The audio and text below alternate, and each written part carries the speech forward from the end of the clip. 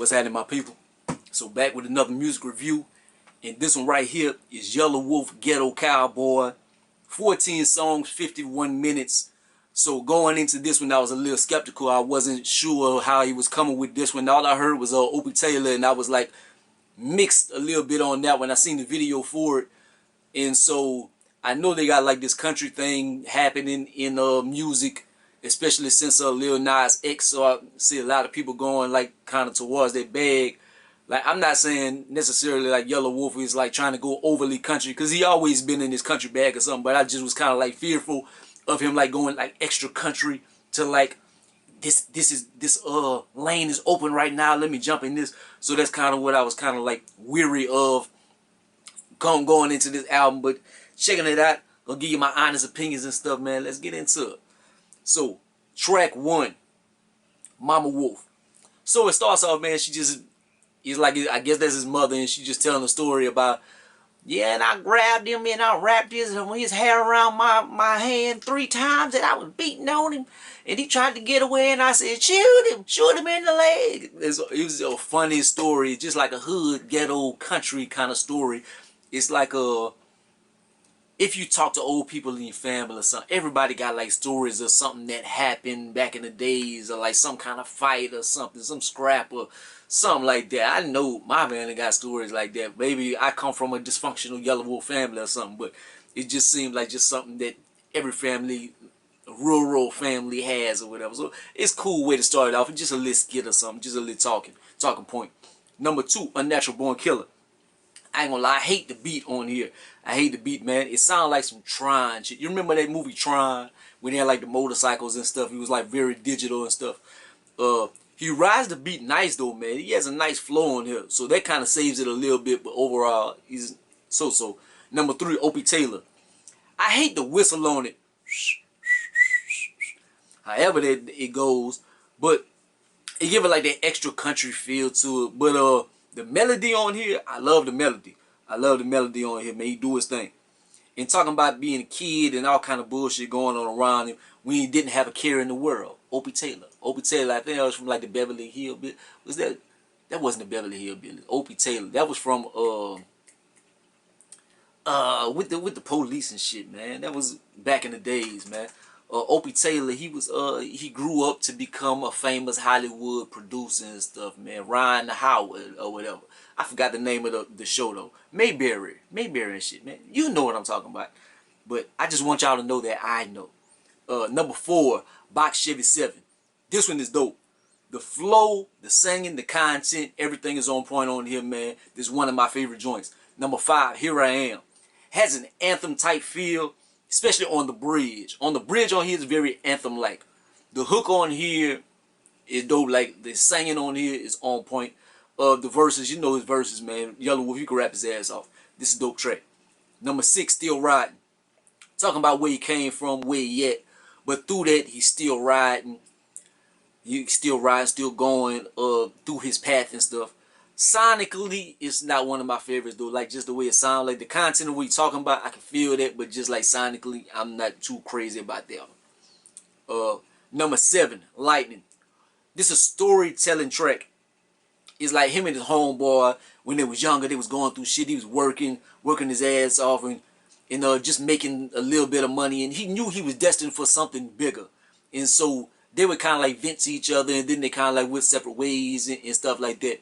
And like he felt like he was being held back and stuff. Like he knew it was big, something bigger. So basically, lightning is he was lightning in a bottle. Like he was just ready to go. You couldn't hold him back, and so he had to go. But this is a dope track, man. This is dope. Number 8, Renegades. This one right here is super dope. And the reason why is because something minuscule, something that somebody might not catch on here. Maybe y'all will catch it. Maybe I'm just overplaying my music knowledge or whatever. But the melody on here, like he kind of go in that pattern. And what that was, I was listening, I was like, that's Michael Jackson. That's Michael Jackson. What Michael Jackson is that? And Dirty Diana, dirty Diana. So he raps in the Dirty Diana pattern. So I thought that made it super dope to me. But that's one of my favorite tracks, man. He rapped in the Dirty Diana pattern, man. That was cold. Number 9, So Long. This track, it has a lot of layers to it. It's dark, it's country, it's rock. But the thing about it, I didn't like every layer of the onion. Some of the layers of the onion made me cry. But like some parts are like extra country and stuff. Like when he rapping on it, it's super dope. But like whenever he got his little twang and stuff, his little like extra little country parts, I don't like that part of the song. Number 10, You and Me. Singing track. He been grinding. He been through all kind of shit. But it's always been You and Me. And it seemed like it would be like a female or something. But like listening to it deeply, like I don't necessarily think it was like a female like you're talking about. Like it was always you and me and stuff. What I think he kind of talking about like is either music or something like that. I think it was his dreams and music that kept him going and stuff. Like I don't necessarily think he's talking about like a person. He could be, but it could be like a double entendre kind of thing. Number 11, a message from DJ Paul, and it's just a skit. Like DJ Paul is on his voicemail talking to him and saying about his style and how you doing this country stuff, and we need this in the hip hop and stuff. Number 12, Country Rich, and this is featuring DJ Paul, and I love the vibe on this one. Not crazy about the hook, but the rest of the song is super dope. And DJ Paul come on I think on the last verse maybe. And so he talking about putting 60s on the Bentley and all kind of stuff like that, just country rich-ish and stuff. But it's cool, man. I like that track. Number 13, Keep On Rolling. The track list I have and stuff, and like looking at it on the computer and stuff, it didn't have like the features. So I knew the last one was DJ Paul. Like this one, I think that's Young Buck. I could be wrong, but it sounded like it could be Young Buck, and I could have swore he said Buck in his verse, where he had 2 verses. And it was cold. It was cold. If that's Young Buck, hey, salute. He brother still sound good. But he did his thing. The hook is super dope, man. Like I love when Yelawolf get on like a singing bag. Like he's one of the rappers that don't need the auto-tune and stuff. Like he gets on there, he really can sing. Like if he made just a singing album, it would be straight. Nothing would be wrong with it. He can do it. You know, the last verse, he gets on there like Buck or whoever it is, they do like the first 2 verses. And Yelawolf does the hook, and then he gets on the last verse and he smashed the last verse. Like super dope. Number 14, Ghetto Cowboy. He ends it off on a high note. Dope track, dark track. This one is not very deep. It's like he just talking this shit, kind of like poking his chest out about how dope he is in the things he been through and stuff. Like he's just talking his noise pretty much.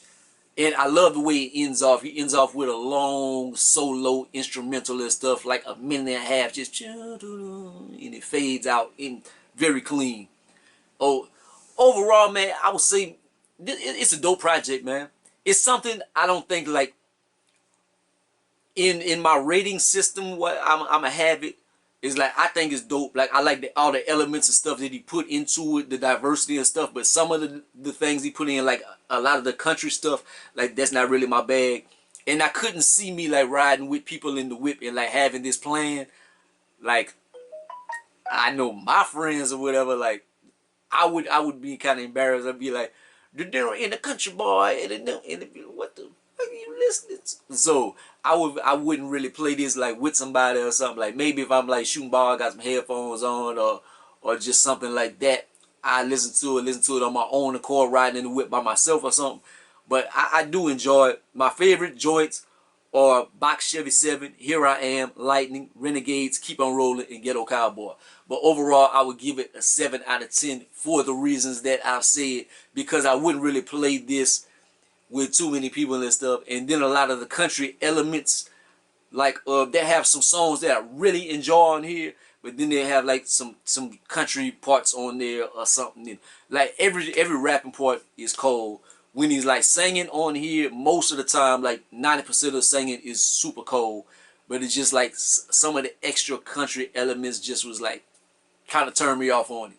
But I give it a 7 out of 10, man. Like, comment, subscribe. Gonna be the greatest and the most hated, man. Holla at your boy. Peace out.